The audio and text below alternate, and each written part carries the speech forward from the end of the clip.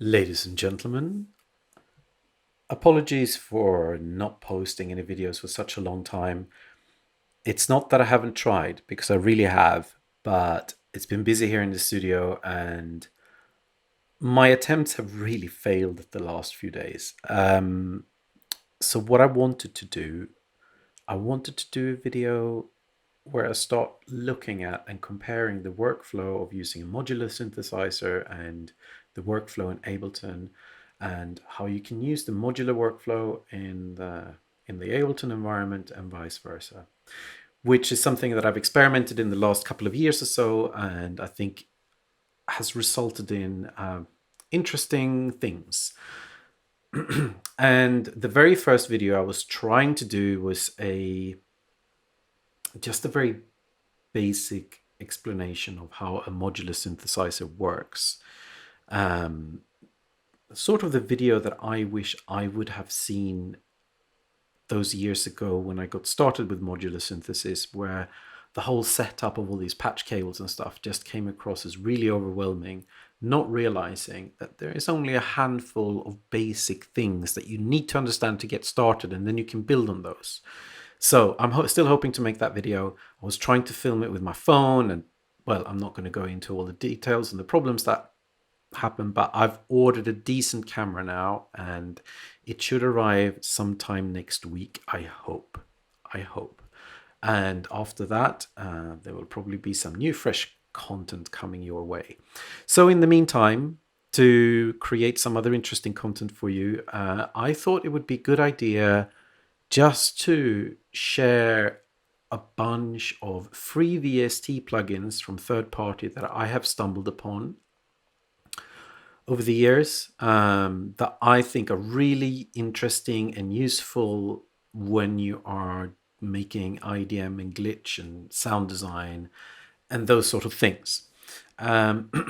So this is not going to be a great in-depth thing. It's going to be a sort of a quick walkthrough, hopefully whetting your appetite to check these out. I'm going to put the links in the description of this video, so you can also go and download them and check them out.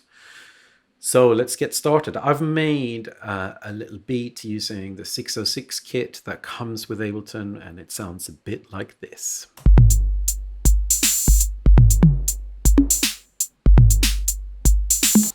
Nothing remarkable, using a bit of chance down here, or probability, so the beat will not sound exactly the same during each loop. So let's just mangle this a bit. The first effect we're going to look at is called ribs, and it looks like this.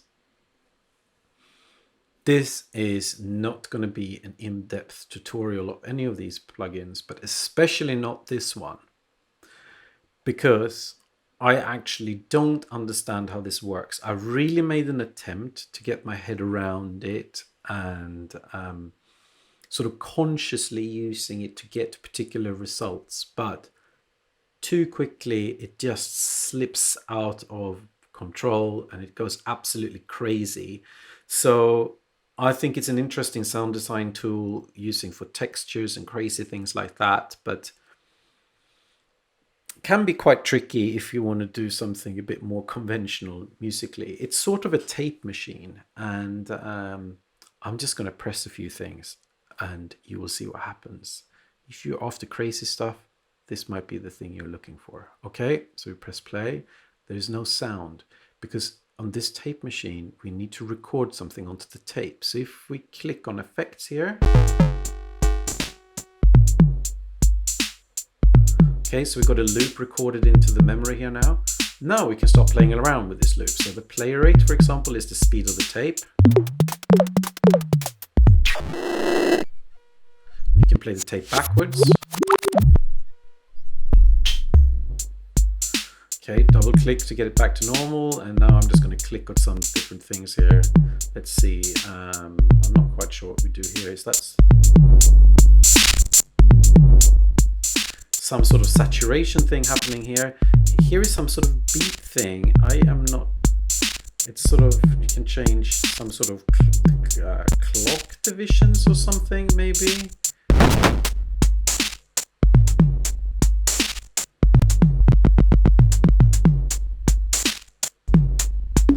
you can make the loop longer.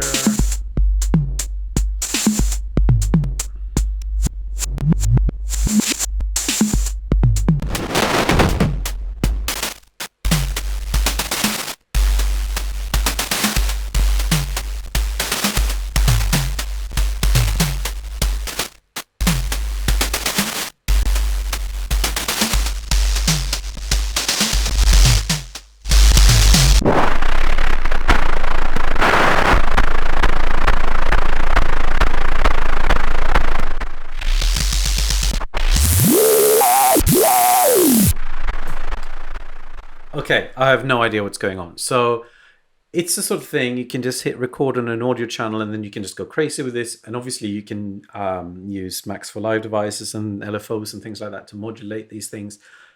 It's really difficult, I find, to do it sensibly within a regular tempo or something. But yeah, have a go.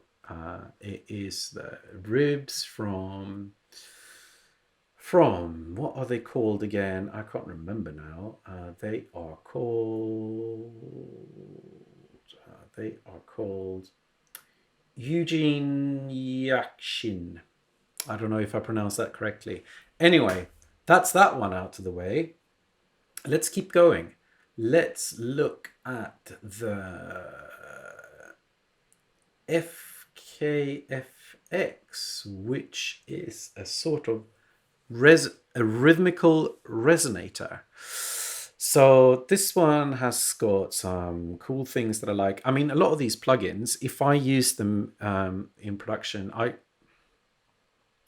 have to admit, like, again, this one, I haven't spent a huge amount of time like learning this inside out. I often use these sort of plugins just to get quite a drastic change and different flavor to a sound where, yeah, in a quick way. So there is, to start with, like, it's an init patch. Let me just run this. So it's, yeah, some form of resonator that adds these rhythmical things to it. So step one, there is a dice here which just picks a random preset.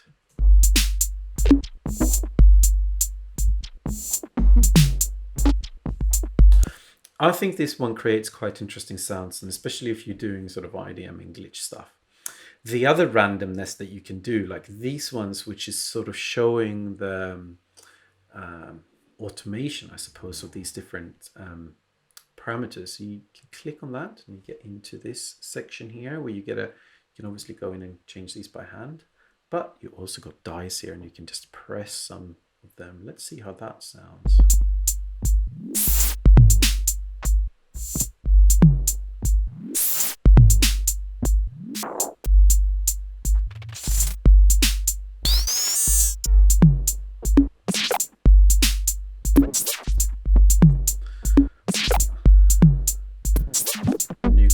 Lower one as well.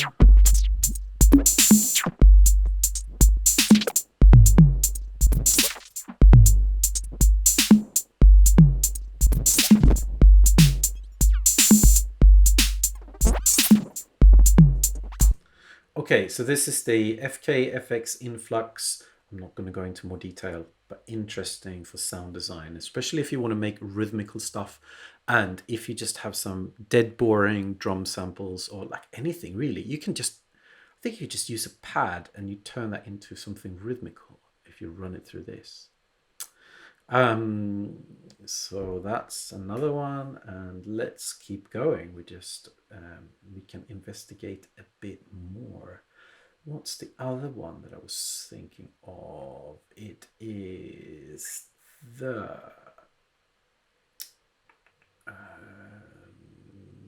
my brain is not working.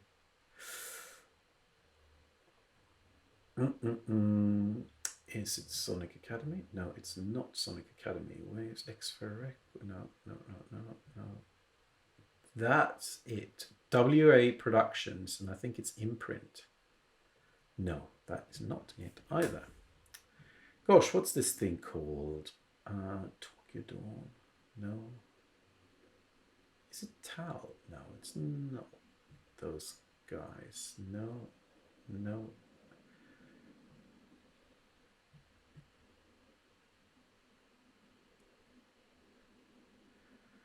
I can't remember what it's called. That's it. Grain Strain from Full Bucket Music. So this is a granulizer, maybe. Again, like I just need to do my homework on these.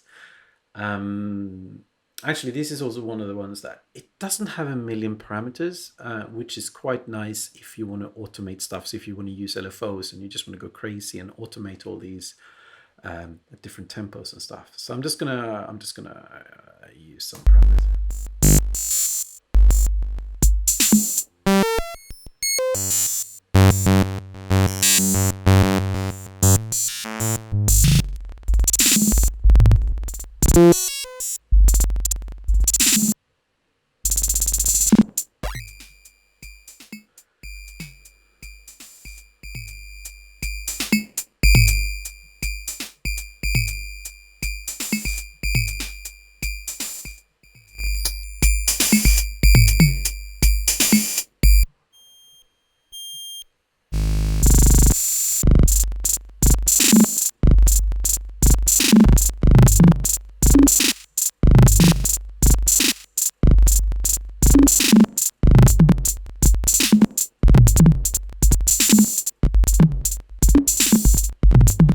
Anyway, I think you get the idea a bit. Okay, so that's another one, Full Bucket Music, Grain Strain.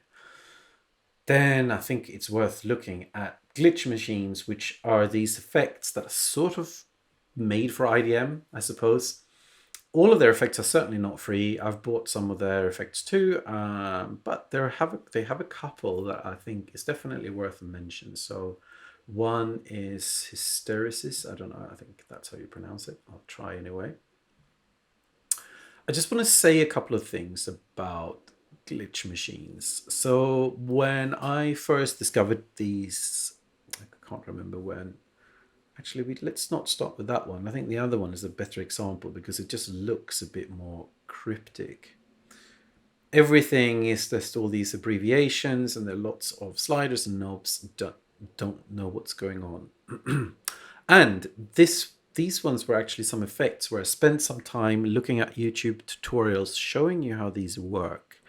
And I think one of the big things that became clear to me that these effects are often just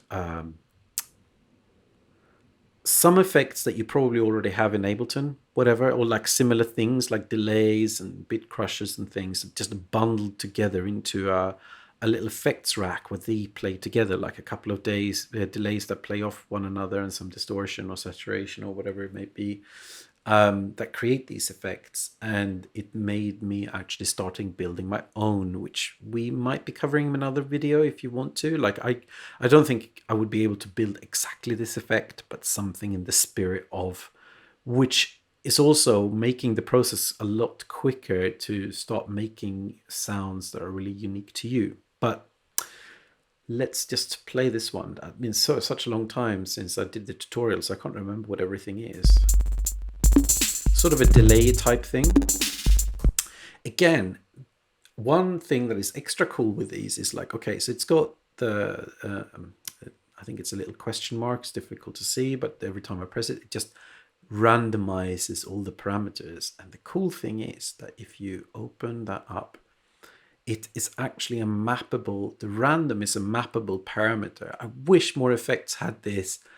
Well, I think under normal circumstances, most people who don't do IDM and Glitch, they're maybe not so interested in that. But you can have something that ping this. I suppose you could use an LFO or something, or in a moment, I'll show you a Max for Live device, which you may have seen before if you watched any of my other videos, but that can help with this. But anyway, let's just randomize and just listen to what this thing sounds like in the first place.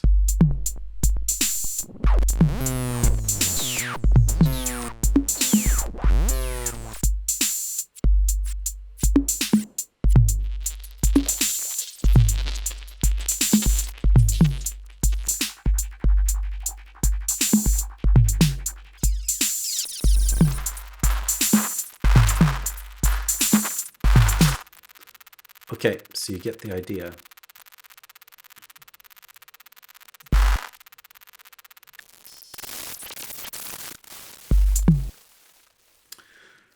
Okay, let me just show you what I was talking about. So if we grab my TFP, let's see, MIDI here. So we got, for example, the most basic one would be a MIDI trigger. This is such a super basic device. So if you have some Max MSP skills, you could just build this. But if you don't want to do that and you fancy sponsoring me on Patreon, link in the description, you can just download this. It's basically a device that every time it receives a MIDI note, okay, just cut that channel. I don't want the glitchiness of this effect for the time being. But if you sponsor me on Patreon, linked in the description, you will be able to grab this device. So what this does, every time it receives a MIDI note, it sends a trigger out to whatever I decide to map it to. So I can trigger the random, for example. So I've set that on the kick drum now. So every time the kick drum plays, all the parameters are going to be randomized. So we turn that channel on again, and then we see what happens.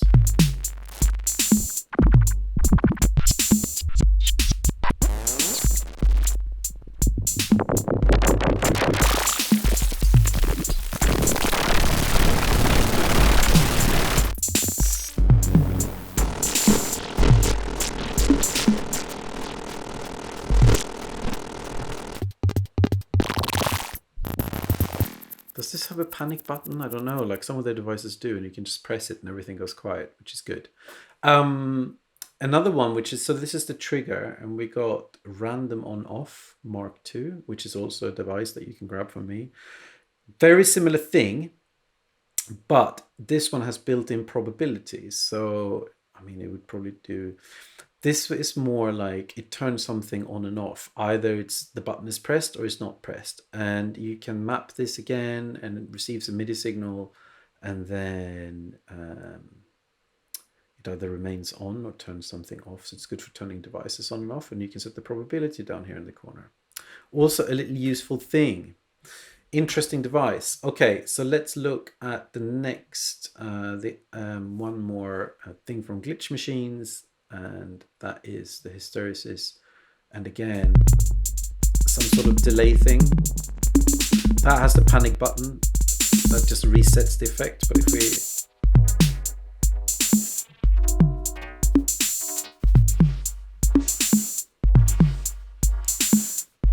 and again, it has that randomized thing, so you can do the same thing again, that you ping that using a Max for Live device or similar. You can obviously draw automation as well, just in the track if you want to. And again, like this is the sort of device that doesn't have that many parameters. So if you just want to map them all and have them constantly shifting and drifting using things like LFOs and stuff, that could also generate interesting results. So go and check out Glitch Machines. They have loads of effects. Part of me feel like, what should we say, like cheating? I don't know if cheating is the right word. And I do use these to getting quick results. But I think since I realized that you can start building similar things yourself by creating instrument racks and combining effects in interesting ways, like it's like, yes, that feels something a bit more crafted by yourself. But anyway, I still use Glitch Machines. I do. Yeah. Now we are going to move on to an amazing suite of effects that I just can't believe that they are free. They are from Melda Productions. As you can see here, all of these effects are for free, and they are pretty interesting, a lot of them. These ones are a bit more, I suppose, by type, they're a bit more conventional, and they are not too difficult to learn. Again, I'm not going to go in hugely to the detail of these. Again, these ones are interesting. Sadly, it's not a preset that you can map, but they have a random button, and they also have the dice, so you can press the dice to get a random preset, but there's also a random button that will just randomize all the settings rather than jumping between presets. So the first one we're just going to have a listen to is the Wave Shaper.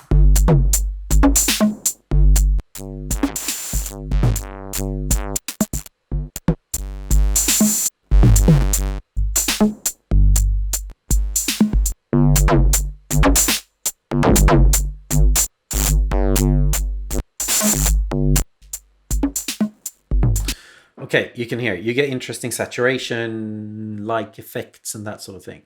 Then there's a wave folder. Some of these, they flicker when you open them. I don't know why that is. But anyway, it doesn't change. As soon as you start interacting with them, they sort of stop. Okay, so that's without effect. And again, they have the random and...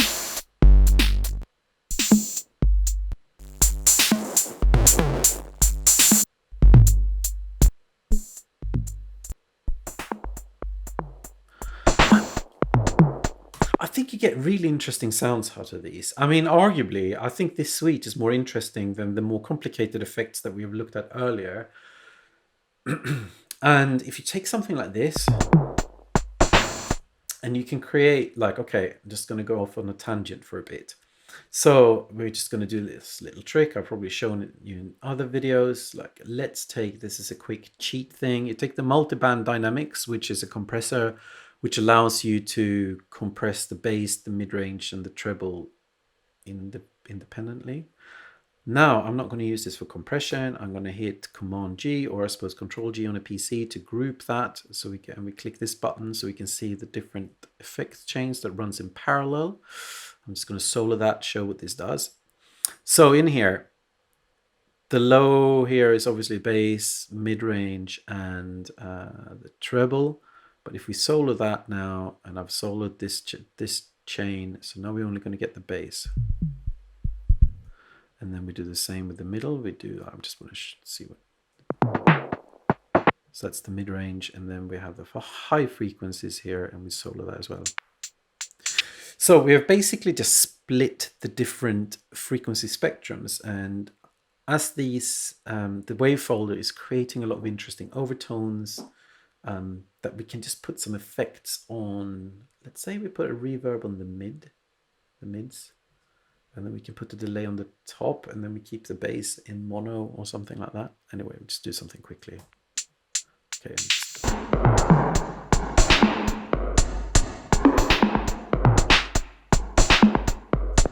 And then we can do some crazy delay effect on the highs. Then obviously you can automate them and do whatever you like, whatever you want. Okay, let's turn sync off, do my old trick of...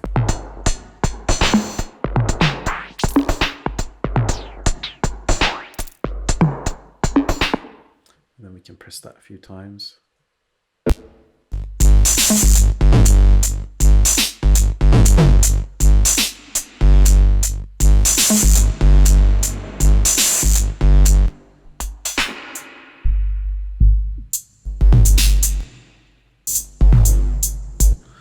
Anyway, gosh, we went off on a tangent there. Sorry about that. Let's remove some effects.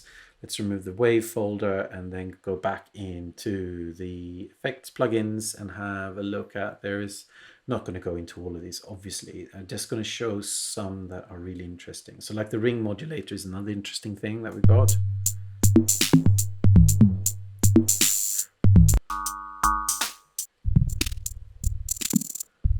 I think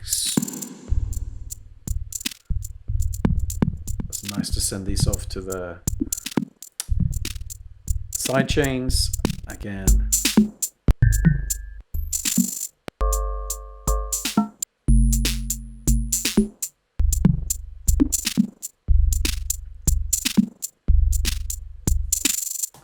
Again, I think super interesting sounds. I mean, I really like the simplicity of these. I mean, well, they are complex things, but yeah, anyway. But not complex in the way that Ribs is, because that's the complexity there is just like to understand what's going on in a different way from these ones. Are there any other ones that we should look at? Yes, a frequency shifter perhaps. Stop flickering.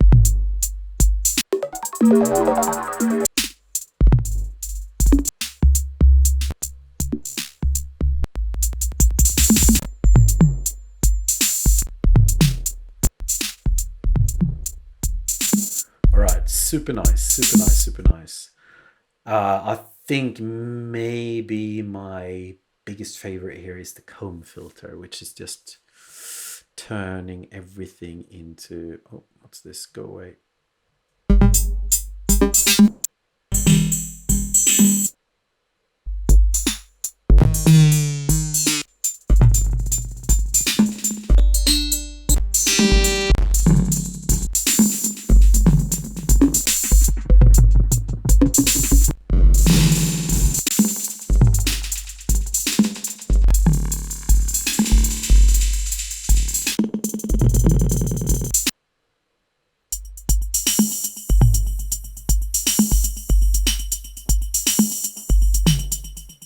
I love you, Melda Productions. I think you've done such a great job. All right. I mean, there's loads more effects here for you to explore, of course. Go and check out their websites. The links are in the description. I'm going to wrap up the video here. I hope you enjoyed it, and please keep your fingers crossed for me that I get the camera and I start getting things sorted out. I hope the sound is better nowadays. I think it is. Thank you for watching, and I hope to see you back in the next video. And please don't hesitate to let me know if you have any ideas for future content that you would like to see. But for now, thank you very much. Goodbye.